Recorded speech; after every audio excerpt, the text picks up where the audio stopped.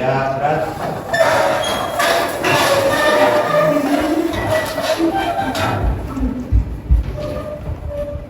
Assalamualaikum warahmatullahi wabarakatuh. Waalaikumsalam warahmatullahi wabarakatuh. Ya, berat.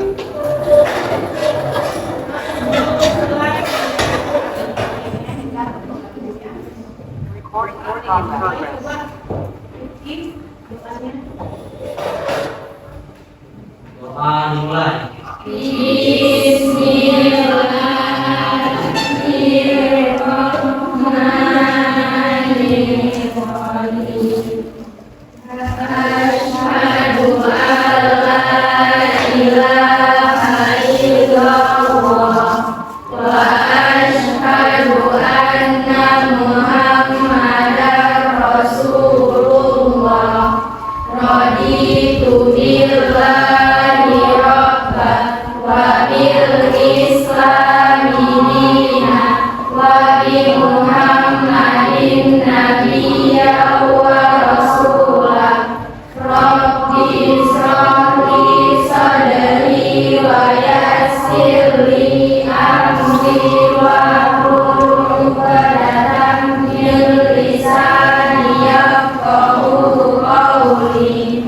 Rabbi zidni ilma warzuqni fahman wa amalan sholihan. Oke, anak-anak, udah absen dulu ya hari ini ya. Najwa, Chelsea Hafisa, hadir. Erza Aulia, Rasya Aulia, Tiara Shifani, Fatin, Raihana, Rahma Devita, Aki Ramadan, Hadir. Najwa Alifia, hadir. Oke, anak-anak hari ini siap untuk belajar? Apa kabar, masih sehat? Jadi biar tambah semangat, coba kita stretching dulu ya.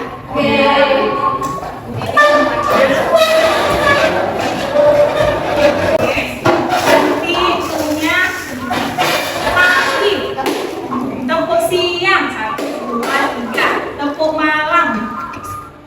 Oke. Tepuk pagi sekali, tepuk siang 3 kali, tepuk malam 2. Udah? Tepuk pagi, tepuk siang, tepuk malam, tepuk siang, tepuk pagi, tepuk malam, tepuk siang, tepuk pagi, tepuk pagi, tepuk siang, tepuk malam. Oke, dan boleh duduk saja. Semangat ya kalau kita belajarnya di siang ini ya. Oke, anak-anak muda, minggu lalu kita udah belajar tentang masuknya bangsa Eropa ke Indonesia. Coba Bunda mau tahu bangsa Eropa yang mana yang pertama kali datang ke Indonesia? Portugis. Ketika mereka membuat penjajahan di Indonesia ya, bangsa Eropa ini, ada nggak perlawanan dari Nusantara? Ya. Kalau memang ada, coba sebutkan perlawanan apa sih yang pernah mereka lakukan? Siapa yang bisa? Ya, Hati. Yang pertama, perlawanan Ternate terhadap Portugis. Yang kedua, perlawanan Demak terhadap Portugis. Yang ketiga, perlawanan Aceh terhadap Portugis. Yang keempat, perlawanan Mataram terhadap VOC. Yang kelima, perlawanan Gorontalo terhadap VOC. Dan yang terakhir, perlawanan Mangkubumi terhadap VOC. Oke, berarti semuanya masih ingat ya materi minggu lalu ya? Ya. Oke, hari ini kita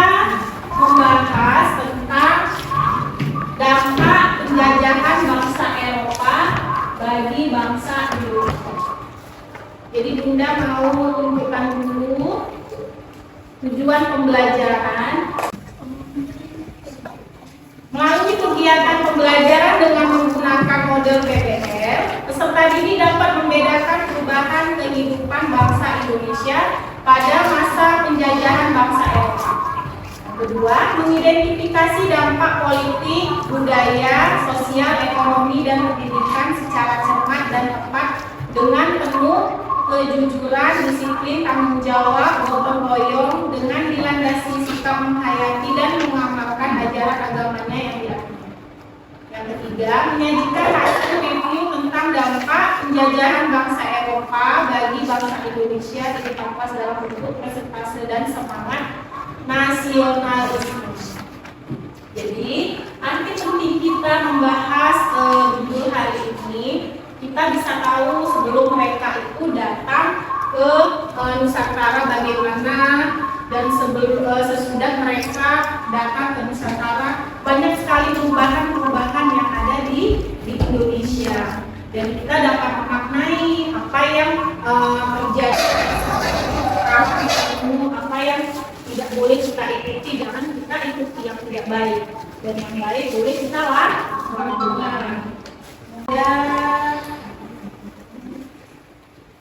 Di sini ada kata-kata bijak dari Multatuli, yaitu dia tidak bisa melihat penderitaan tanpa mengalami penderitaan itu sendiri. Ini ada video ya. Nanti setelah ini akan kita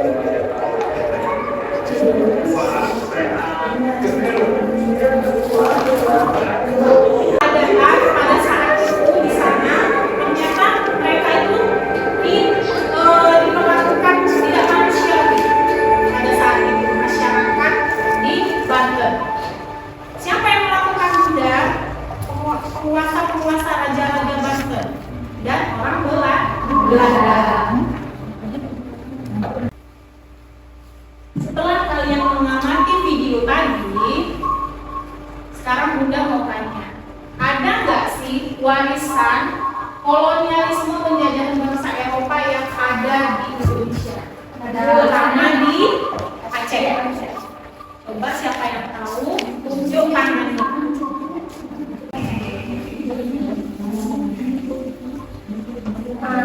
Warisan peninggalan penjajah di Indonesia di bidang pembangunan. Contohnya banyaknya bangunan-bangunan tua khususnya di Aceh. Coba sebutkan bangunan apa yang pernah kamu lihat, yang kamu ketahui. Coba berdiri.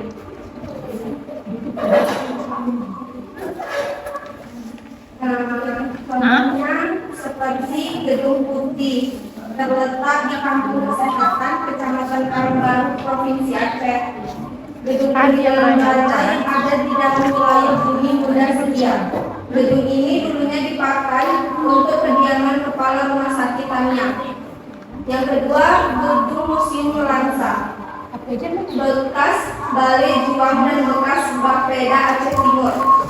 Yang ketiga, bangunan kantor pos pada zaman kolonial Belanda, dipergunakan sebagai tempat kantor pos untuk menerima surat atau paket yang dikirim dari daerah lain. Sedangkan untuk saat ini dipergunakan sebagai kantor pos juga. Yang keempat, gedung kantor PTPN pada zaman kolonial Belanda dijadikan tempat kantor pusat perkebunan yang dibangun oleh kolonial Belanda.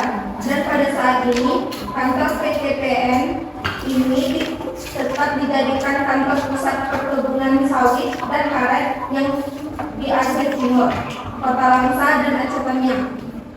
Dan yang kelima, vihara. Vihara adalah rumah ibadah orang Buddha. Letaknya di Gampong Blang, Kecamatan Langsa, Kota. Pada zaman kolonial Belanda, vihara ini dibangun karena adanya sekelompok dari kolonial Belanda yang beragama Buddha. Tepuk tangan buat kawannya. Oke, selain bangunan-bangunan tua peninggalan warisan kolonial Belanda, ada nggak sih?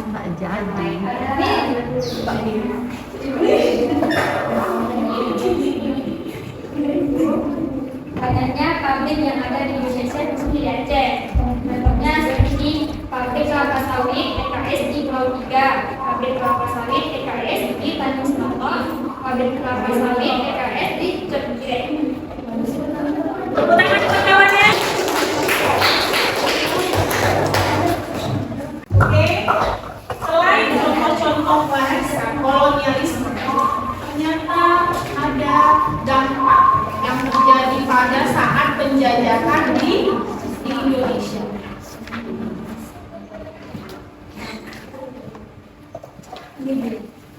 Yang pertama itu dampak politik, budaya, sosial, ekonomi, dan pendidikan. Sekarang Bunda ada tugas buat anak-anak Bunda. Kita bagi kelompok sesuai dengan bidangnya masing-masing.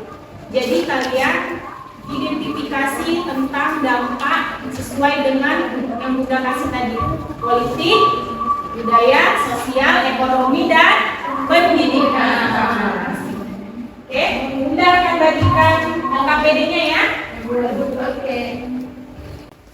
Jadi penilaian kita, mekanisme penilaian itu Bunda ambil dari sikap, pengetahuan, dan keterampilan. Jadi nanti anak-anak Bunda harus aktif, menyajikan, bertanya jawab ya. Ada yang mau ditanyakan? Sudah jelas ya?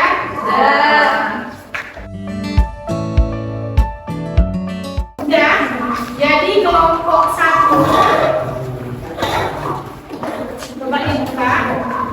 Kelompok 1 tentang dampak politik. Ya. Kelompok 2 tentang dampak budaya. Kelompok 3 tentang dampak sosial.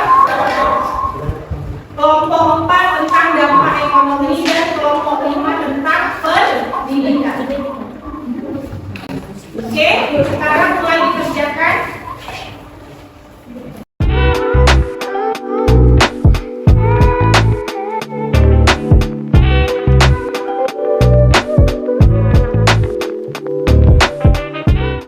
Udah siap?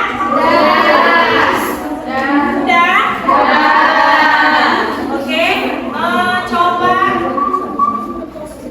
kelompok 1 dulu. Yang lain tolong didengar ya, kawannya ya.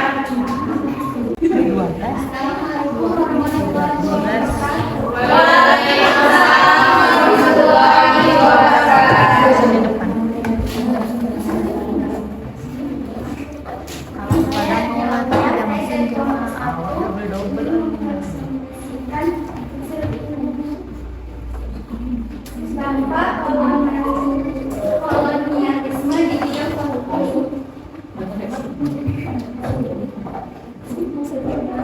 Pengaruh kekuasaan Belanda semakin kuat karena intervensi dan intensif dalam masalah-masalah di sana, seperti pergantian tahta, pengangkatan dan pejabat-pejabat kerajaan, atau partisipasinya dalam menentukan kebijakan dengan demikian, dalam bidang politik, penguasa-penguasa pribumi makin tergantung pada kekuasaan asing, sehingga kebebasan dalam menentukan kebijaksanaan pemerintah di sana makin menipis. Di samping itu, aneksasi wilayah yang dilakukan oleh penguasa asing mengakibatkan semakin berpindah wilayah kekuasaan pribumi. Hasilnya berupa pula seperti akan hasil ini semakin berkurang dan bahkan gelap, sebab kedudukannya telah berganti sebagai alat pemerintah Belanda. Dalam bidang politik, kolonialisme dan imperialisme bangsa Barat di Indonesia menyebabkan semakin hilangnya kekuasaan politik dan para penguasa Indonesia yang beralih ke tangan Belanda. Kolonialisme di bidang politik adalah sebagai bentuk gender atau pamflet sudah meletakkan dasar pemerintahan yang modern. Para bupati dijadikan pegawai negeri dan digaji. Padahal menurut adat istiadat, kebutuhan bupati adalah turun-temurun dan mendapat kursi dari rakyat. Yang kedua, Jawa dijadikan tempat pusat pemerintahan dan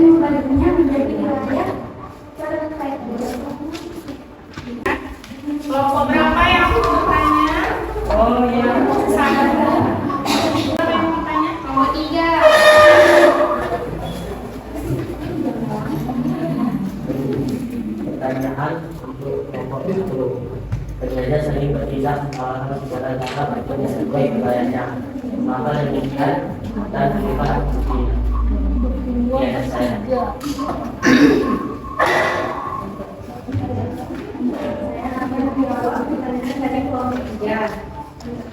Jawabannya, penjajah sering bertindak mengalahkan segala cara untuk memperluas wilayahnya. Karena penjajah ingin menguasai wilayah di seluruh daerah Indonesia.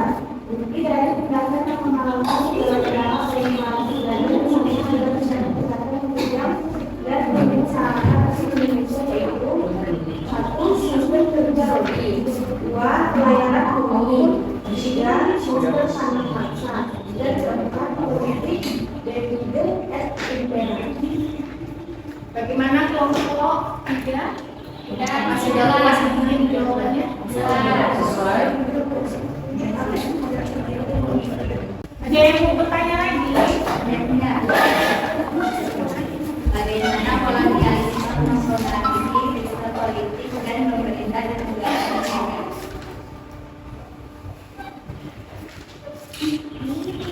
Terdapat juga indirect juga ada sistem pemerintahan dan langsung menjadikan para bupati sebagai pemakai PUC dan digaji oleh pemerintah kolonial.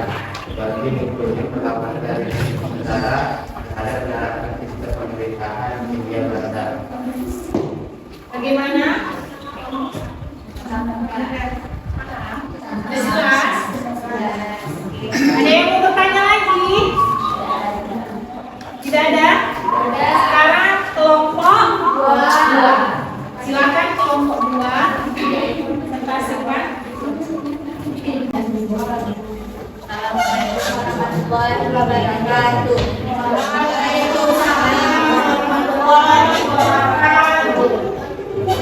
Saya Fatima ingin mengajukan yang 2. Dampak kolonialisme di bidang budaya. Pada saat pemerintah kolonial menggunakan bahasa Belanda, di sisi lain membawa pengaruh Inggris.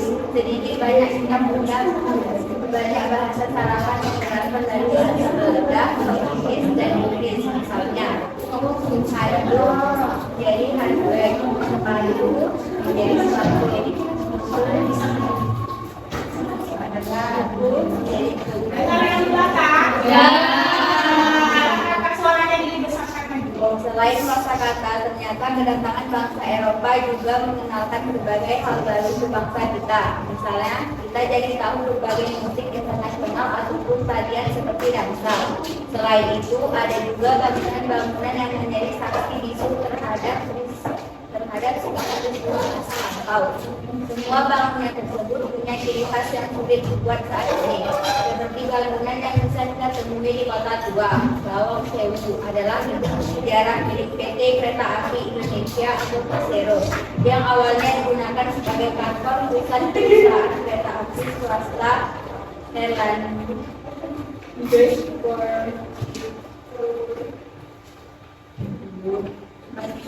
Atau NPSM. Lawang Sewu cagar budaya yang harus senantiasa kita jaga dan lestarikan. Bangunannya dirancang oleh Profesor Jacob F. Glenhammer dan B.J. Gordon, arsitek dari Amsterdam, dengan ide dominan berupa elemen lembut dan sederhana. Bangunan ini didesain menyerupai huruf L serta memiliki jumlah jendela dan pintu yang banyak sebagai sistem sirkulasi udara. Karena jumlah pintunya yang banyak, maka masyarakat menamainya dengan Lawang Sewu yang seperti 1000 pintu. Oke, dari kelompok kami. Assalamualaikum warahmatullahi wabarakatuh. Ada yang mau bertanya?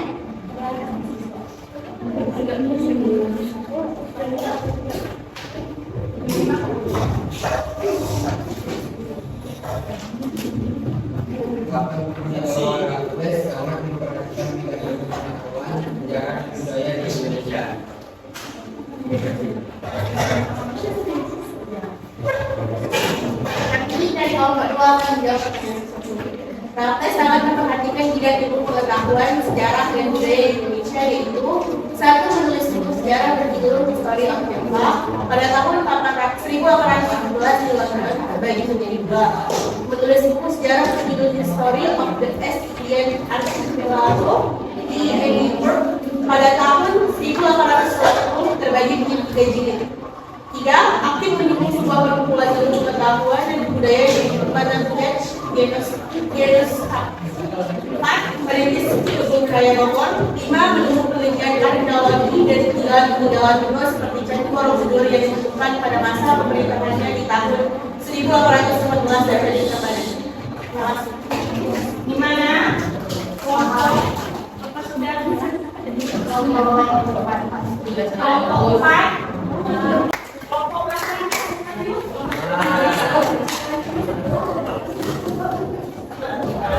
Assalamualaikum warahmatullahi wabarakatuh. Saya perwakilan dari kelompok 5 ingin mempresentasikan tentang dampak kolonialisme di bidang pendidikan. Pendidikan di Indonesia terus berkembang. Pendidikan yang mulai dianggap penting saat kebijakan politik etis dilakukan oleh pemerintahan kolonial. Sekolah-sekolah yang didirikan pemerintah menganut sistem pendidikan barat dan hanya bisa dimasuki oleh kalangan-kalangan bangsawan. Usaha-usaha yang dilakukan oleh kolonial Belanda dalam bidang pendidikan tidak lain adalah untuk keuntungan. Sekian presentasi dari saya. Ada yang ingin bertanya? Ada. Ada yang bertanya? Assalamualaikum warahmatullahi wabarakatuh. Waalaikumsalam warahmatullahi wabarakatuh. Saya Reza dari kelompok 1 ingin bertanya. Artinya adalah wanita yang sangat merasakan terkena dampak dari kultur zaman kolonial Belanda. Tapi tidak menyerah. Bagaimana pendapatmu tentang hal ini? Baik, terima kasih telah bertanya untuk kelompok 1. Jadi saya akan menjawab pertanyaan dari kelompok 1. Ella Kartini adalah wanita yang sangat merasakan terkena dampak dari kultur zaman kolonial Belanda. Tetapi ia tidak menyerah. Pada masa Ella Kartini sangat membenci budaya feodalisme yang ada di lingkungannya. Ia membenci sembah sujud yang berlebihan dari rakyat kepada pejabat pribumi. Dia juga membenci sopan santun yang terlalu berlebihan dari anak kecil terhadap orang yang lebih tua. Hingga akhirnya ia menulis surat kepada teman-temannya yang di Belanda, kemudian dikumpulkan menjadi buku yang berjudul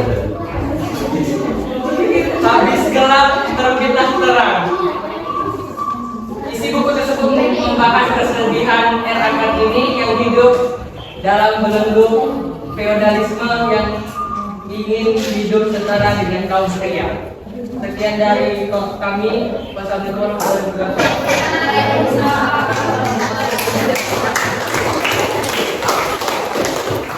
Oke, jadi sudah jelas ya semuanya. Jelas.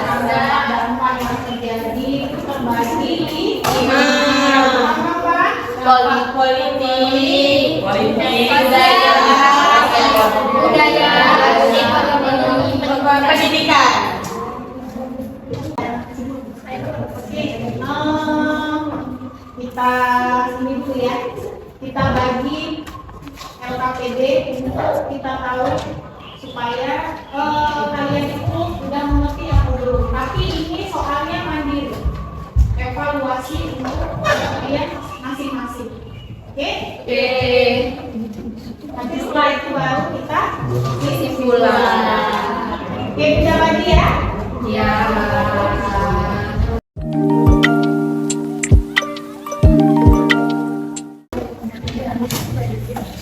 Ini ada soal esai. Ada soal. Kalian jawab ya. Oke? Ada yang mau tanya kan?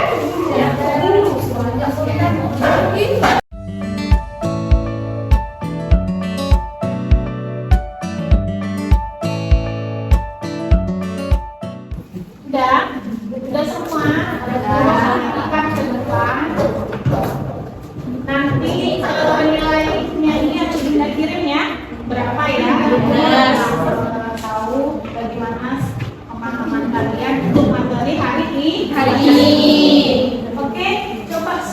yang bisa menyimpulkan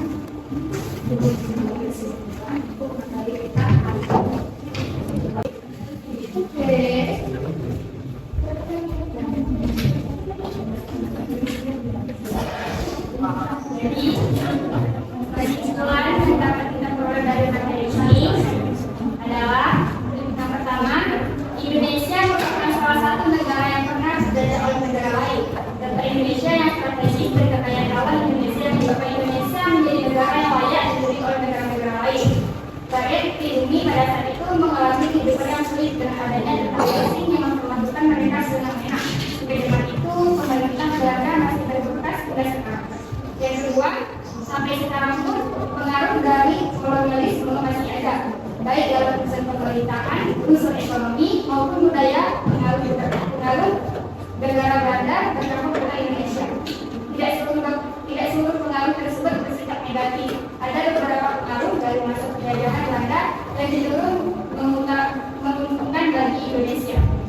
Secara umum, masa penjajahan meninggalkan beberapa warisan yang masih dilestarikan oleh Indonesia sampai sekarang. Contohnya, pada aspek politik, seperti pemerintahan yang diterapkan Belanda. Sistem pemerintahan di Indonesia sekarang merupakan penerapan ajaran trias politika yang dijalankan Belanda. Yang keempat, dalam bidang budaya, kolonialisme meninggalkan beberapa tradisi budaya yang bercampuran dengan budaya Indonesia.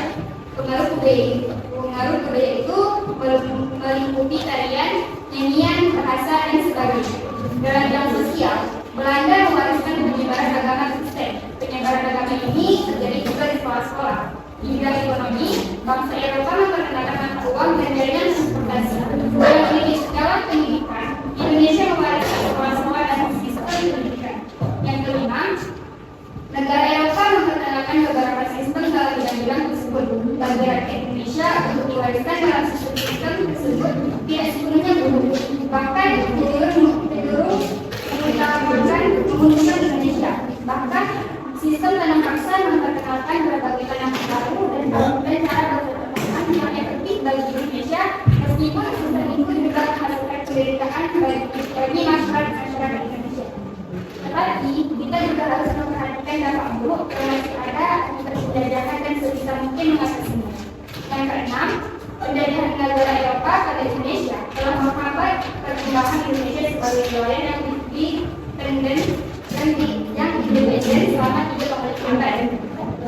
Indonesia mulai dijajah sejak pemerintahan mereka masih berbentuk kerajaan dengan jumlah yang banyak dan wilayah yang cukup besar. Namun karena penjajahan itu, Indonesia secara paksa harus menyadari kekuatan dalam persatuan dan segera mungkin bersatu melawan penjajahan. Sekian dari saya. Assalamualaikum warahmatullahi wabarakatuh.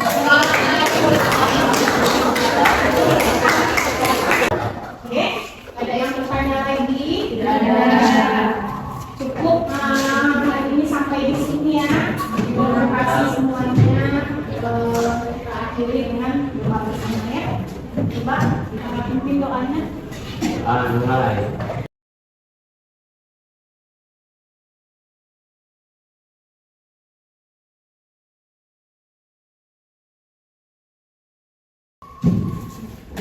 Oke, siapa? Ya, gerak.